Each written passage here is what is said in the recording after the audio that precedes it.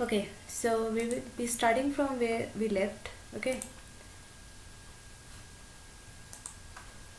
we started with operators. Okay, and we were basically deriving the relation between different operators. So the last relation that we derived was this one. Okay, and we did this. This is left, right? So we'll be starting from here.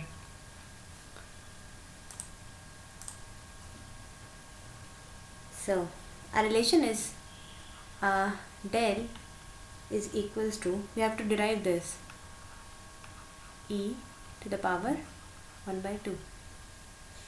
Okay, now how are you going to derive it? So first you'll write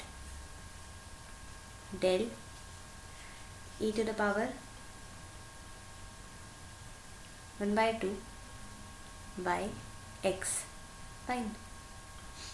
So now when you apply shift operator, which is raised to the power 1 by 2 to yx, this becomes what? Del y x plus h by 2 है ना, y x plus h by 2. Okay, now you have to apply the center difference operator, right? So the center difference operator will change this relation into y of x plus h by 2 plus h by 2 minus y of x plus h by 2 minus h by 2.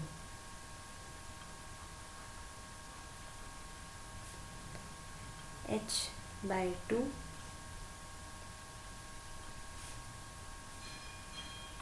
minus h by 2. Okay, so now what will happen?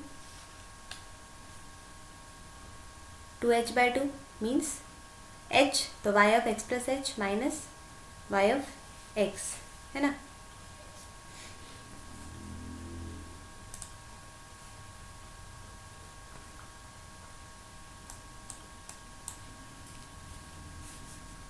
This will become y of x plus h minus y of x, right? So this is what? Del of yx है ना.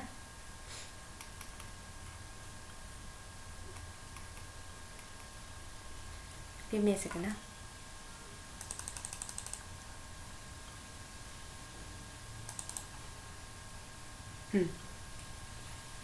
So now yx will get cancelled from both the sides, right? So final answer will be del of e to the power 1 by 2 equals to del. ठीक है. Now the last relation,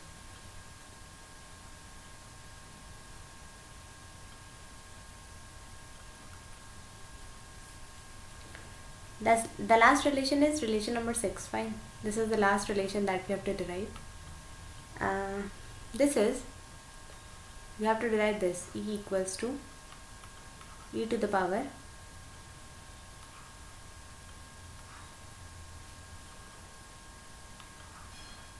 h d.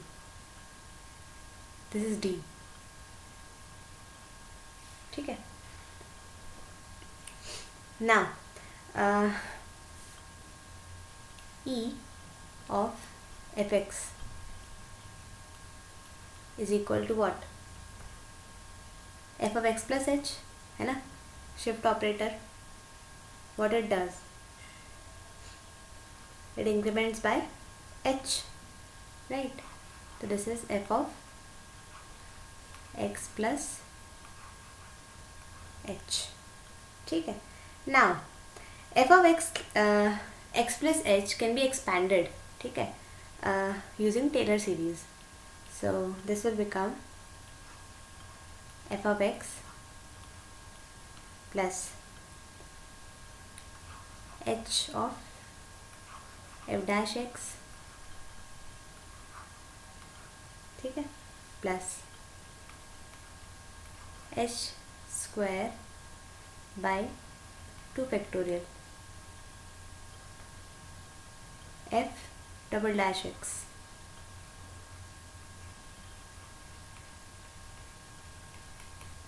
this is what by Taylor series.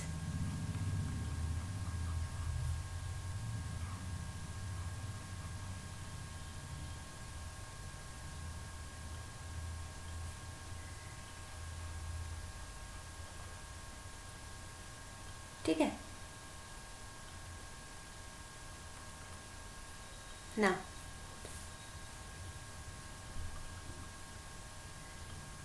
अब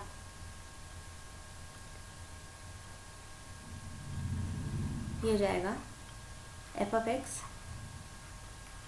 plus क्या था H, अब F dash x को हम basically D of F x लिख सकते हैं, ठीक है,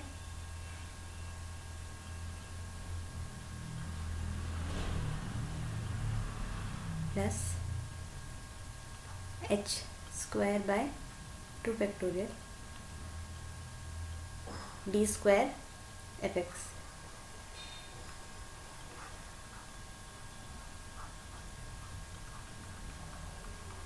ठीक है,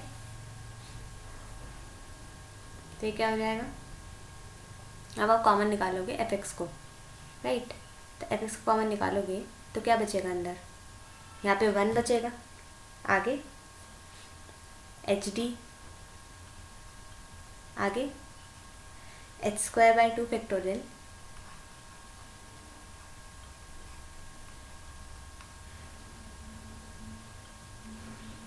डी स्क्वायर, ठीक है, सिमिलरली एक और मतलब क्या टर्म होगी, potential term will be H cube by 3 factorial D cube, है ना, और कॉमन क्या निकाला हमने एफ एक्स। अब ये जो है ये पूरी की पूरी टर्म जो दिख रही है ये क्या है, ये सीरीज है,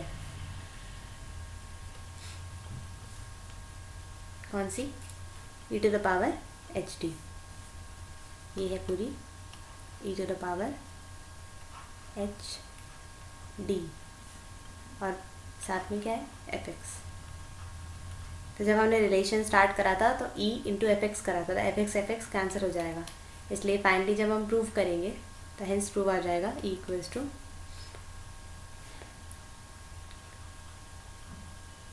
e to the power H D, ठीक है,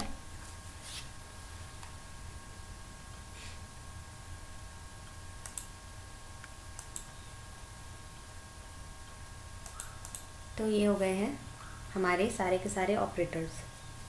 अब एक क्वेश्चन है, क्वेश्चन ये है कि प्रूव करना है, prove that E x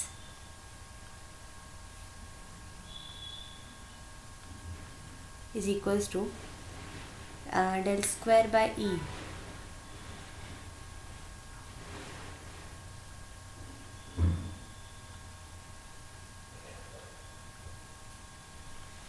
into e to the power x, एक second,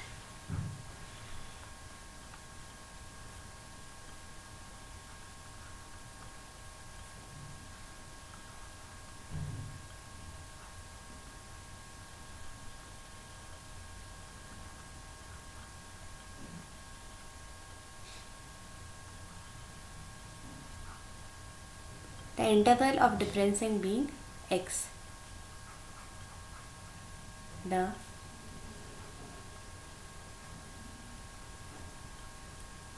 interval of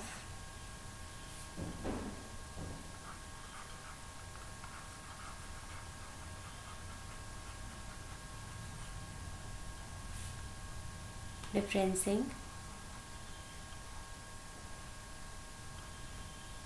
being h. ठीक है, अब इसे प्रूव करना है। क्या होगा? How are you going to start? अब पहले इधर से स्टार्ट करो। जो हमारी पहली टर्म है वो क्या है?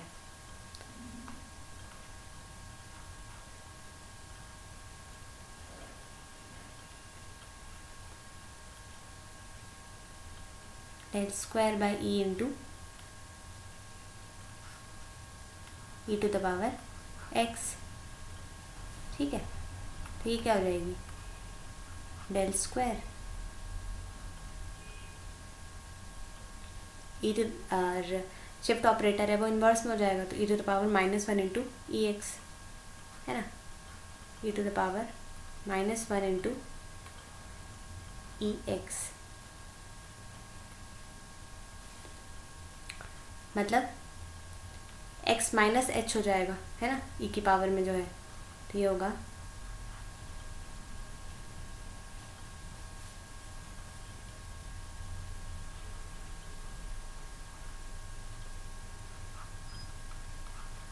ठीक है। अब इन दोनों को सेपरेट कर दो, तो ये हो जाएगा डेल स्क्वायर ई की पावर x और ई की पावर -h, है ना। ई की पावर -h क्या है? कांस्टेंट है, तो बाहर कर दो।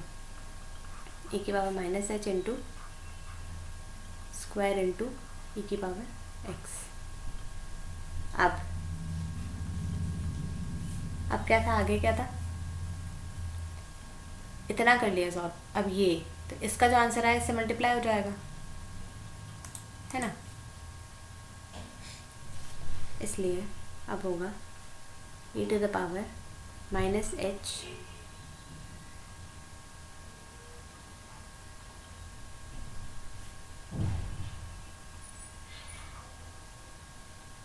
Into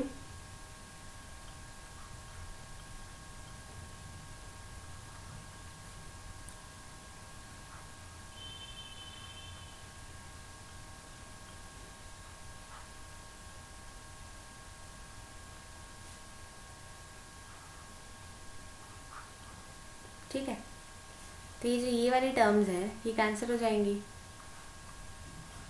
right. अब क्या बचेगा?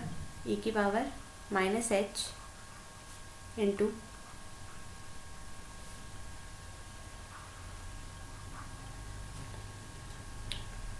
ठीक है। अब ये इस पे लगाओगे तो e की पावर x प्लस h हो जाएगा, तो हो जाएगा e to the power -h into E to the power x plus h, right. तो मतलब e to the power -h और e to the power h cancel हो जाएगा, तो फाइनली आपका answer e to the power x बचेगा, ठीक है। और हमें यही प्रूव करना था, राइट। तो हेंस प्रूव्ड, ठीक है।